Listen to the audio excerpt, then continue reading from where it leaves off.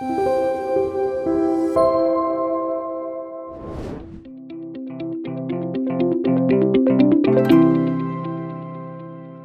이제 두 번째 크게 나에게 일어난 축복을 이제 받아들이고 누리는 것에 대해서 말씀드려요. 믿음이죠. 믿음에 대해. 자기 사랑의 기초는 다시 한번 우리는 복음 안에서 내게 무슨 일이 일어났는가 초점을 맞추고 내 것으로 만들라. 진리를 주장하라. 자, 이 믿음으로 나에게 일어난 축복을 받아들이고 누리는데 이것은 일시적인 과정이기보다도 많은 성도들에게는 긴 여정입니다. 긴 여정. 조금씩 나의 것이 되어지고 더 깊이 나의 것이 되어지는 그 복음이 내 것이 되어지는 긴 여정에 가진 경우가 많이 있습니다. 그래서 여러분들 이런 기도를 이제부터 많이 하십시오. 이 진리가 조금 전에 말씀드렸죠. 하나님에 대한 새로운 인식이 말씀과 성령 안에서 일어날 수 있도록. 그래서 하나님에 대한 새로운 인식이 말씀과 성령 안에서 새롭게 일어나서 하나님에 대한 새로운 인식이 생기면요. 나에 대한 새로운 인식도 따라올 수밖에 없어요.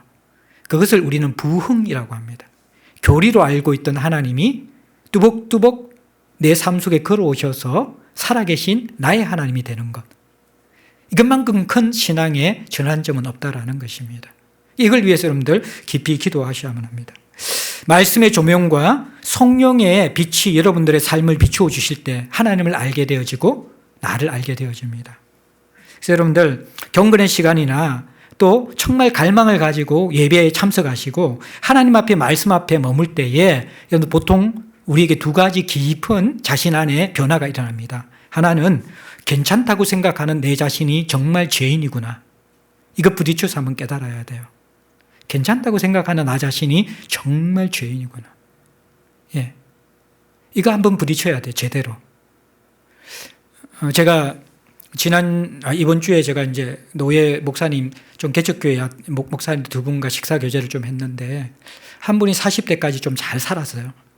자기 사업도 하다가 그때 셋째 막내딸이 죽고 난 다음에 너무 마음의 고통이 심해서 정말 술과 담배에 빠져 살다가 폐인처럼 살다가 결국 이제 하나님을 만났는데 이제 사모님이 기도원 가자 그래가지고 기도원 들어갔는데 막 도살장에 끌려 들어간 것 같아가지고 들어가기 전에 이 담배 세 가지를 한꺼번에 피웠대. 들어가면 못 피우니까. 그리고 나서 정말 이렇게 들어갔는데 아무 일도 안 일어나는 것 같은데 갑자기 이제 기도원방에서 기도하는데 순간적으로 자기의 죄가 떠오르더래요. 그런데 그게 필름처럼 착각 지나가는데 자기는 아무 생각이 없는데 그게 몇 시간이 흘렀는데 옆에서 보는 이 사모님이 이 사람이 왜 이러나 싶을 정도로 방을 떼굴떼굴 뒹굴면서 소리를 지르면서 미친 사람처럼 막 그렇게 통곡을 하면서 울더래요. 자기는 그 인식이 없어. 그냥 자기가 살아온 흔적들만 쭉쭉쭉쭉 슬라이드 필름처럼 돌아가는 거예요. 그러면서 정말 내가 죄인이라는 것을 성령한테 깊이 자각하는 것이죠. 물론 우리에게 이러한 극적인 변화가 있을 수 있지만요. 꼭 그런 극적인 변화가 아니라도 경건의 시간과 말씀으로 성령이 깊이 우리를 비추어 주시면 그 빛은 어둠의 깊은 부분을 드러내게 되거든요. 그래서 제가 보니까 신앙생활 잘못하는 사람들의 특징, 아직도 내가 괜찮은 사람이라고 착각하는 사람들. 제대로 성령 안에서 죄인됨에 대해서 깨어져 본 경험이 없는 사람들은요, 정말 이제 이 신앙의 전환점이 잘 생기지 않아요. 무릎 꿇는 신앙 있잖아요. 하나님 앞에 물같이 부어지는 신앙. 이게 여러분들 정말 우리가 하나님의 그 믿음의 여정 가운데에 생명의 축복에 들어가기 위한 어떻게 보면 굉장히 중요한 전환점이 되어지는데, 그래서 괜찮다고 생각하는 사람이 내가 죄인이구나 깨닫는 것.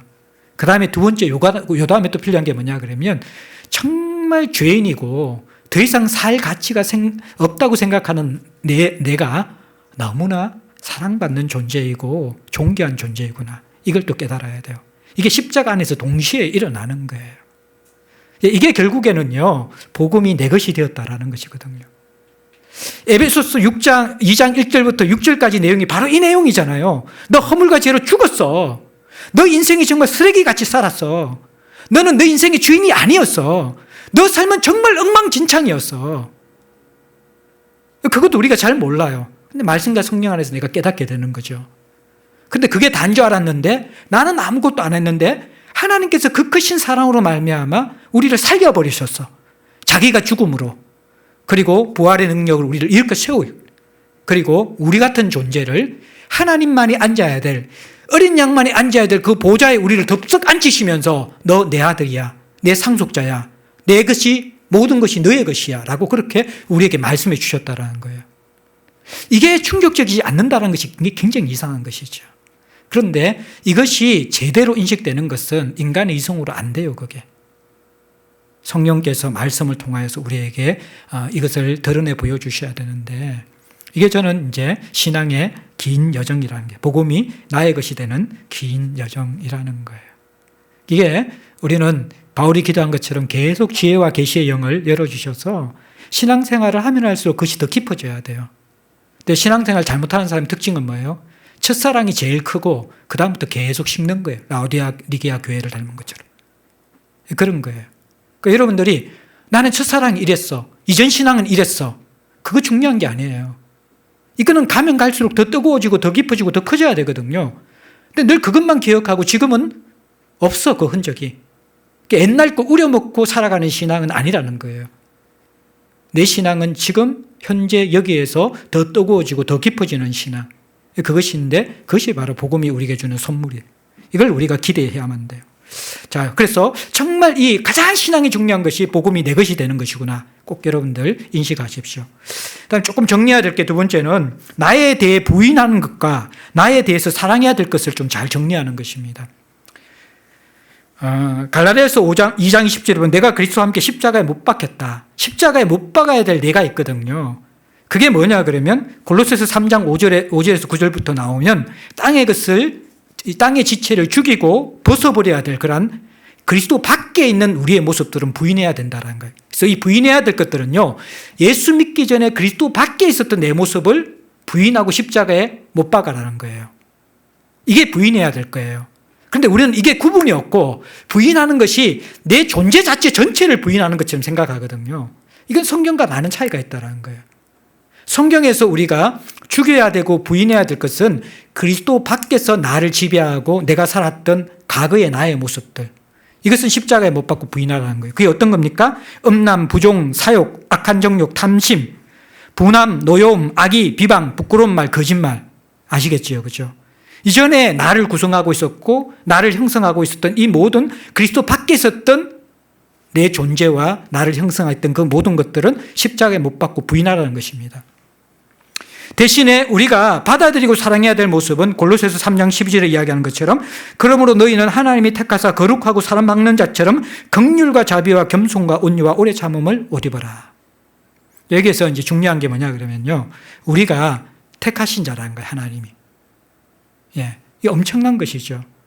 하나님이 수십억의 인구 가운데서 나 한 사람을 택하셨다라는 거예요. 단체로 택하신 것이 아니라 나 한 사람을 지명하여 부르셨다는 거예요. 그러니까 나는 그런 존재라는 거예요. 그리고 나서 그 지명하고 택하신 이유가 나를 거룩한 존재고 사랑받는 자로 여기시고 만들기 위해서. 하나님은 이미 우리를 거룩한 존재로 보세요. 왜요? 십자가에서 하나님의 거룩을 우리에게 주셨기 때문에 그래요. 내 존재는 아직 거룩하지 못해요. 그러나 십자가에서 나는 이미 지위상으로 거룩한 존재가 되었어요.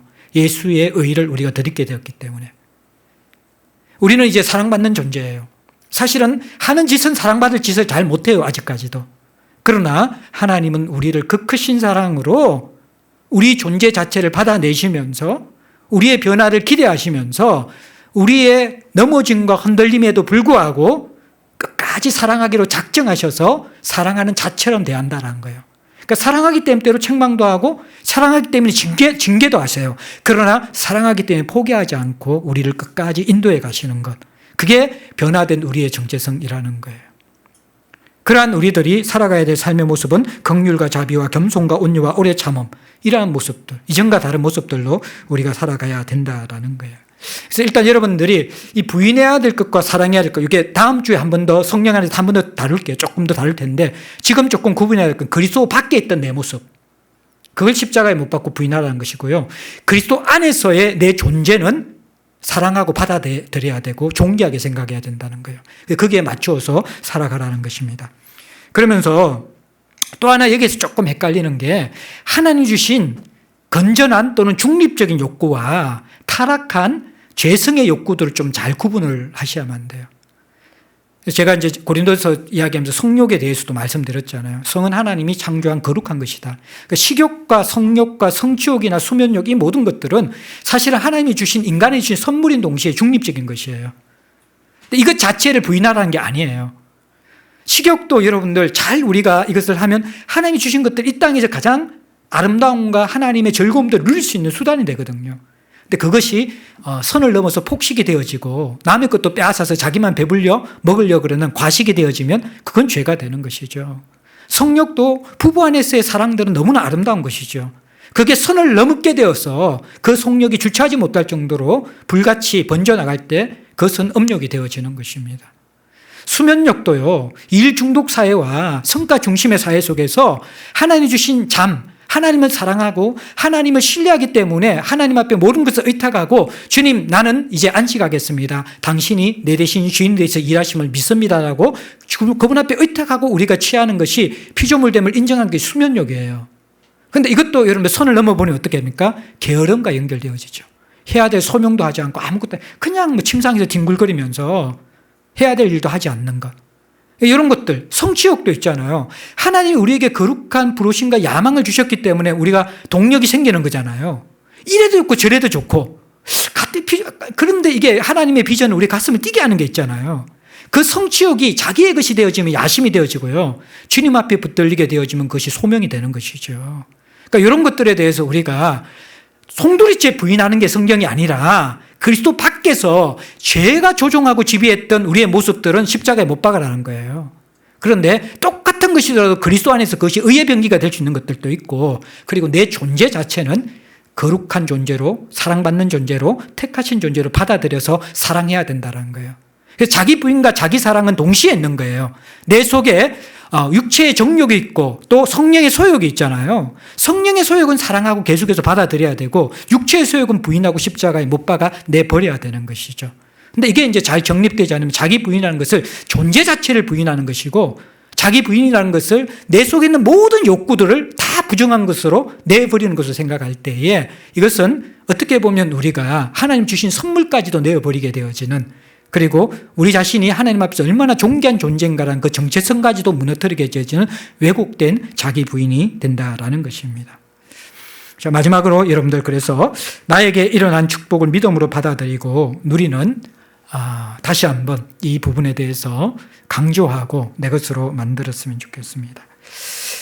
에베소서 2장 8절에 보면 그 은혜에 의하여 믿음으로 말미암아 구원을 받는다. 그리고 그래서 구원은 하나님의 선물이라고 이야기합니다. 자, 은혜가 기억나십니까? 은혜에 대한 정의. 그래서 내가 감정적으로 느끼는 것이 아니라 그리스도께서 우리를 위해서 하신 일이 은혜라고 이야기했죠. 그게 은혜라고 이야기했어요.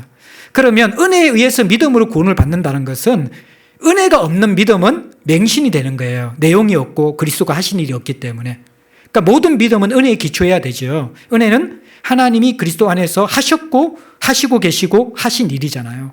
그러니까 이 은혜를 하나님이 하셨고 하시고 계시고 하실 그리스도 안에서의 일들을 반드시 이것은 일어났고 일어나고 있고 일어날 일입니다라고 받아들인 것. 그것이 바로 믿음이라는 거예요. 내게 적용시키는 것. 그것을 주장하는 것. 그것이 믿음이라는 거예요. 그래서 제가 믿음에 대해서 이야기할 때 영어 단어 혹시 기억나십니까? 예. Not by sight, but by faith. 여러분들 기억나십니까? 발음 신경 쓰지 마시고. 예. 믿음은 보는 것이 아니라 믿는 것이다. 예. 믿음은 보는 것에 의지하는 것이 아니라 진리에 의지해서 믿음으로 그것을 받아들인 것이 믿음이라고 그랬죠.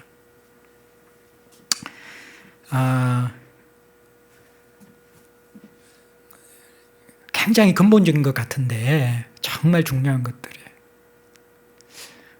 제 신앙에 정말 중요한 전환점은요, 새로운 것으로 일어난 게 아니었고요.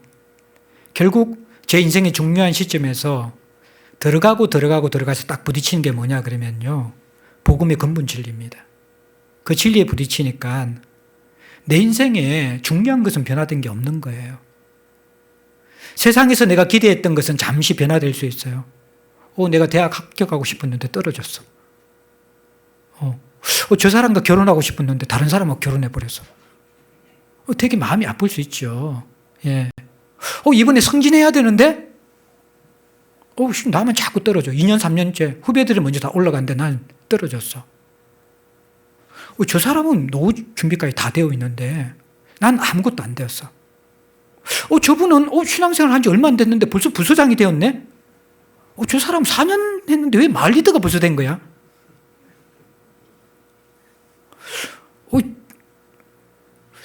나는 왜 투표할 때 장로가 안 되었지? 될 것 같은데 몇 표 차이로 왜 안 되었지? 대부분요, 사실 살아가다 보면 우리 안에 우리를 지배하는 것들이 사실 이런 것들이에요. 근데 그런 것들에 걸려서 우리가 무너지거든요. 그러면서 나는 하나님의 사랑을 받지 못하고 있구나. 내 신앙은 무슨 문제가 있는 것은 아닐까? 왜 내 인생이 이렇게 지지리 도 꼬이지? 보통 여기에 대해서 걸려 넘어가요. 보는 것에 의해서 실족하는 거예요, 내가. 근데 사실 이러한 것들은 별것 아니에요. 우리 영원히 살 존재잖아요. 이 땅에서 몇 년 더 잘 살고 못 사는 것과 비교할 수 없는 하나님의 상속자로 영원히 보장된 삶이고요. 이 땅에서 잘 살아봐야 내가 주인된 삶은 염려, 불안, 근심, 걱정입니다. 그것 잊으려고 돈 사랑, 쾌락 사랑, 자기 사랑에 빠지는 거예요. 사실 속아서 살아가는 삶이에요, 인생은. 복음 안에서 정말 우리가 눈이 열려지게 될 때에 중요한 건 하나도 변화된 게 없네. 예수님 여전히 나를 사랑하시구나. 이대로 살다가 망하기밖에 더 하겠냐. 망해봐야 주님 만나는 거고. 라는 그 복음의 근본적인 것이 우리를 붙들게 되어질 때요, 우리는 흔들 수 없는 견고한 세상을 이기는 성도가 된다라는 거예요. 초대교회 때 세상을 이긴 믿음이 여기에서 나온 거예요. 그것이 자신들을 변화시키는 믿음이라는 거예요. 그것이 자신들이 세상과 바꿀 수 없다고 생각했던 축복이고 변화였다라는 것입니다. 그런데 오늘날 우리의 믿음은요, 사실 믿음이 아닌 것이죠. 너무나 작은 것에 흔들리면서 이미 가진 보배와 보석과 그리스도 안에서 일어난 이 놀라운 축복들을 거들떠 보지도 않는 이상한 왜곡된 시선을 가지고 신앙생활을 하고 있기 때문에 이 복음이 내 것이 안 된다라는 거예요. 그러니까 우리가 자기 부인이나 이러한 것들 잠시 정리도 필요하지만 더 중요한 것은요, 내게 일어난 이 놀라운 변화와 축복이 얼마나 중요한지 사실 우리가 몰라요. 내가 얼마나 죄인인지 모르고요, 내가 얼마나 사랑받는 자인지 모른다라는 거예요. 구해야 될 것은 이것을 구해야 돼요. 말씀 안에서 이것을 깨달아야 돼요. 그러면 세상에서 나보다 행복한 사람이 없고요, 세상에서 나만큼 멋진 삶을 살 수 있는 사람이 없고, 세상에서 나만큼 후회하지 않을 인생의 선물을 받은 사람이 없다는 것을 발견하게 될 것입니다. 이것이 그리스도인의 부르심입니다. 말씀을 마무리합니다. 복음은 이 세상에서 난 사람을 위한 메시지입니다. 목사님을 위한 메시지, 저 리더를 위한 메시지, 부서장을 위한 메시지. 그래서 죽을 때까지 내 메시지가 아닌 복음. 사람들이 다 그렇게 살아가더라고요. 근데 제가 십자가를 깊이 만났을 때 제가 경험한 것은 바로 이 말씀이었습니다. 이 지구상에, 이 세상에 단 한 사람, 문태현이라는 나 하나만 존재했을지라도 하나님은 나를 사랑하셔서 예수님을 십자가에 내어주실 것이다. 이게 상상이 안 되잖아요. 그런데 성령 안에서 제가 깨달은 것은 하나님의 사랑이 그 사랑이었어요. 나를 위한 사랑. 수가성 사마리아에 한 사람을 찾아간 사람.